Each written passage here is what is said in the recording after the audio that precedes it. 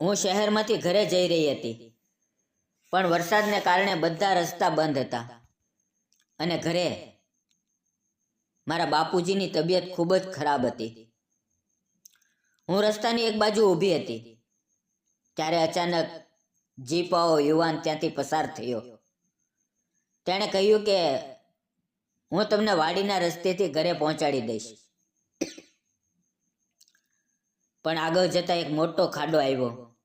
તે પાણીથી ભરેલો હતો.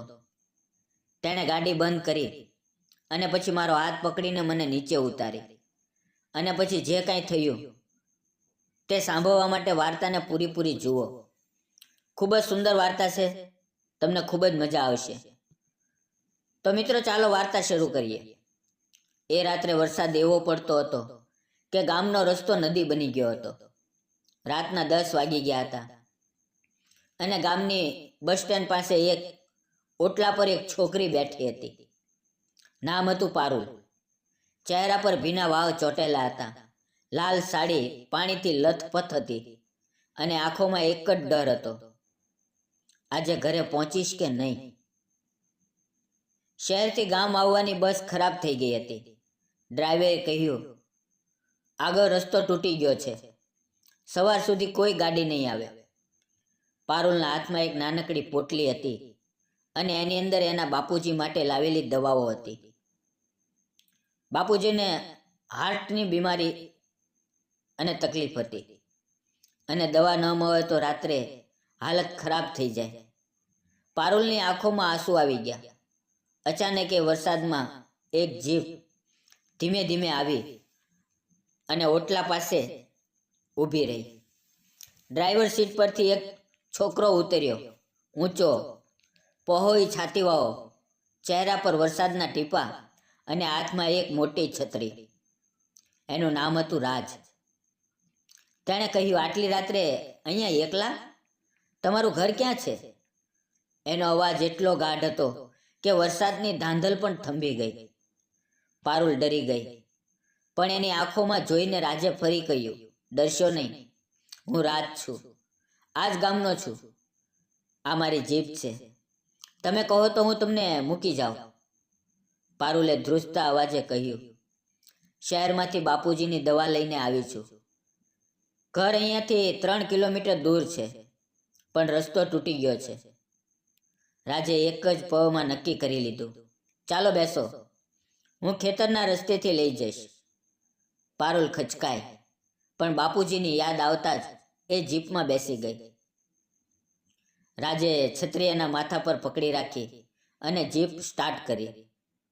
રસ્તો ખરાબ હતો, કાદવ હતો, પાણીના ધોધ વહેતા હતા, પણ રાજે જીપ એકદમ કાબૂમાં રાખી. પારુલ ચૂપ હતી. રાજે ધીમેથી પૂછ્યું, બાપુજીને શું થયું છે? પારુલે બધું કહી દીધું. કેવી રીતે બાપુજીની તબિયત ખરાબ થઈ, કેવી રીતે શહેરની હોસ્પિટલમાંથી તે દવા લઈને આવી છે. રાજે ચૂપચાપ સાંભળ્યું. એક જગ્યાએ રસ્તામાં મોટો ખાડો હતો, પાણી ભરેલું હતું. રાજે જીપ ઊભી રાખી. તે નીચે ઉતર્યો, પોતે પાણીમાં ઉતરીને જોયું. પછી પારુલને હાથ આપીને બીજી બાજુ લઈ ગયો. એનો હાથ એટલો મજબૂત હતો કે પારુલને લાગ્યું જાણે કોઈ હમસફર હાથ પકડીને ચાલે છે. ઘરે પહોંચતા ઘરના બધા રાહ જોઈને ઊભા હતા. બાપુજીની હાલત ખરાબ હતી. પારુલે દવા આપી. રાજે ડૉક્ટરને ફોન કરીને બધી હાલત કહી અને દવા કેવી રીતે આપવી એ પણ સમજાવી દીધું. રાતના 12 વાગ્યા સુધી રાજ ત્યાં જ ઊભો રહ્યો. બાપુજીની હાલત થોડી સારી થઈ ત્યારે ચૂપચાપ નીકળવા લાગ્યો. પારુલ દોડીને આવી અને કહ્યું, તમે મારા માટે આટલું બધું કર્યું, પણ મેં નામ પણ ન પૂછ્યું. કોણ છો તમે? રાજે હસીને કહ્યું, આ જ ગામનો છું, મારું નામ રાજ છે. કંઈ કામ હોય તો યાદ રાખજો. અને એ વરસાદમાં પાછો નીકળી ગયો. એ પછી પારુલ રાજને ભૂલી ન શકી. ગામમાં ખબર પડી કે રાજ એકલો રહે છે. તેને મા બાપ નથી, ખેતર છે અને એક જીપ છે જેનાથી લોકોની મદદ કરે છે.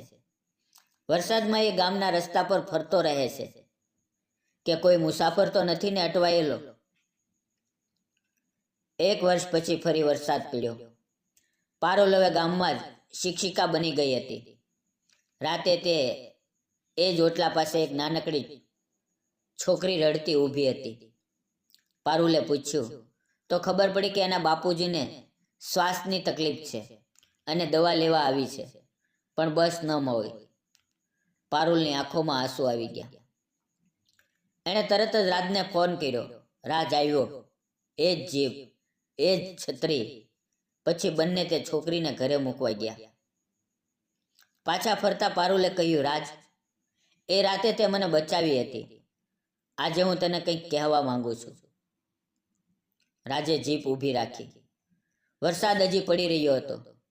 પારુલે ધ્રુજતા હાથે રાજનો હાથ પકડ્યો અને કહ્યું, હું તારી સાથે રહેવા માંગુ છું, આખી જિંદગી. રાજની આંખોમાં આંસુ આવી ગયા. એણે પારુલને ગળે લગાવી લીધી અને કહ્યું, એ રાતથી જ હું તારી રાહ જોતો હતો પારુલ. બસ તારું મોં ખુલ્લે એની રાહ હતી. આજે એ જ ગામમાં રાજ અને પારુલનું ઘર છે. દર વરસાદમાં એ જ જીપ ગામના રસ્તા પર ફરે છે અને લોકો કહે છે, રાજભાઈની જીપ આવી જાય ને તો વરસાદમાં પણ કોઈ નથી અટવાતું.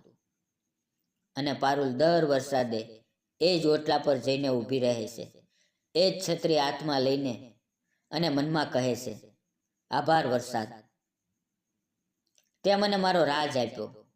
દોસ્તો, વરસાદ ક્યારેય ખાલી નથી પડતો. કોઈની જિંદગીમાં કોઈને લઈને જ આવે છે. જો વાર્તા ગમી હોય તો દિલથી લાઈક, કોમેન્ટ અને શેર કરજો અને ચેનલ સબસ્ક્રાઈબ કરવાનું ન ભૂલતા. જય હિન્દ, જય ગુજરાત. મિત્રો, વિડીયોમાં આવેલા નામ, પાત્ર અને ઘટના ફક્ત કાલ્પનિક હતા. તેનો કોઈ પણ વ્યક્તિ, જાતિ કે ધર્મ સાથે સંબંધ નથી. આ વિડીયો ફક્ત મનોરંજન અને શૈક્ષણિક ઉદ્દેશથી બનાવવામાં આવ્યો છે. તેને અન્યથા ન જોશો. આપણે ફરી મળશું આવતીકાલે મિત્રો, એક આવી નાનકડી એવી પણ દિલની અંદર ઉતરી જાય એવી વાર્તા સાથે. ત્યાં સુધી આવજો.